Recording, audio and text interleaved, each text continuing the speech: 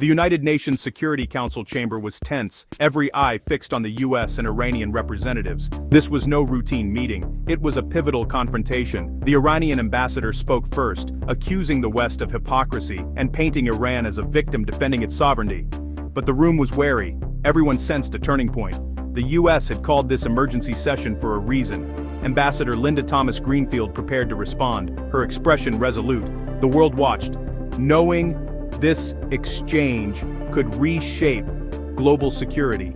The usual diplomatic pleasantries were gone. This was a direct clash of ideologies, recent provocations from Tehran, support for militias, attacks on shipping, nuclear escalation, had pushed patience to its limit. The chamber was silent, the stakes unmistakable. This was more than words, it was a test of the international order. Every delegate understood the gravity. The outcome would ripple from the Middle East to capitals worldwide. The world held its breath, waiting for the American response. The tone for the dangerous days ahead would be set here. Ambassador Thomas-Greenfield spoke with unwavering resolve. She skipped pleasantries and addressed Iran directly. "We are here to discuss facts." Her words cut through the chamber's tension. She dismantled Iran's narrative, calling it a fantasy of victimhood.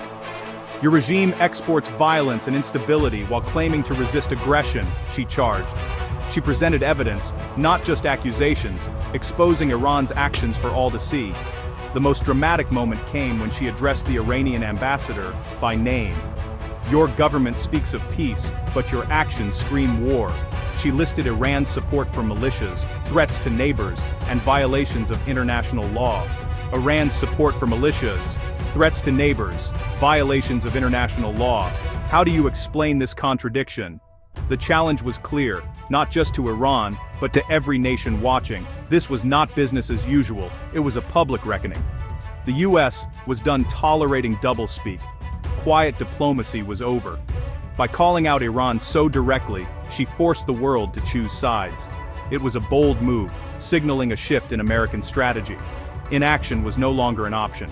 The ambassador laid out the US case with specifics. She detailed Iran's sponsorship of terrorism, Hezbollah, the Houthis, militias in Iraq and Syria, all proxies of Tehran. "These are not freedom fighters," she declared, "but extensions of Iran's will." She cited attacks on shipping, drone strikes on neighbors, and a strategy of regional intimidation. Iran, she argued, seeks hegemony, not partnership. The most alarming, Iran's nuclear ambitions. Tehran enriches uranium beyond peaceful needs, restricts inspectors, and develops missiles. The US will not allow Iran to obtain a nuclear weapon, she warned. The message: these threats are interconnected, not isolated. The world cannot address them piecemeal. A unified response is urgently needed.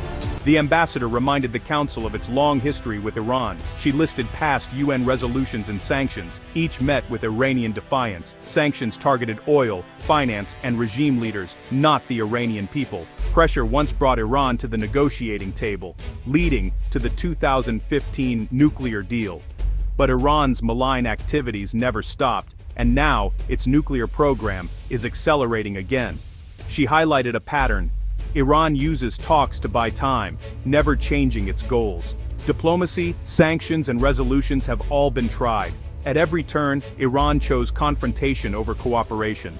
The ambassador argued that the old methods had failed. Trust must be earned, and Iran has not earned it. The current crisis is the result of decades of defiance. The world cannot repeat past mistakes. It's time for a new, stronger approach.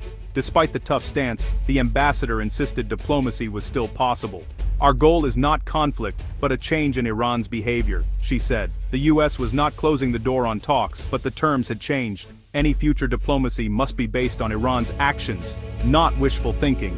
The path to peace remains open, but only with real, verifiable commitments from Tehran. She called for unity among council members, urging them to look beyond narrow interests.